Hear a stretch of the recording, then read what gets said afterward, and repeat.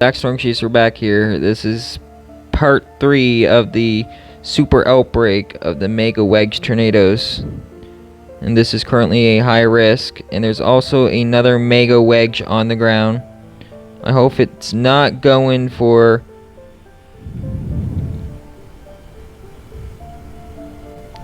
Wadena, because oh, we got 2 more Mega Wedges on the ground. 2 more. What the heck? What is this server doing? We got 2 Mega Wedges on the ground. What the heck? I think this is a boosted server, folks. I think this server is boosted.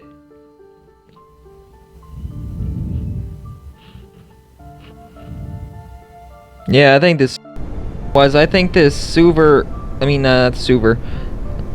server is boosted with Wedge tornadoes today.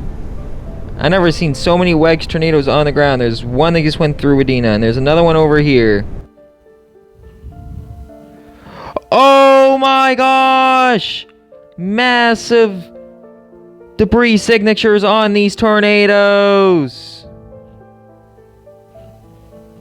Oh my gosh.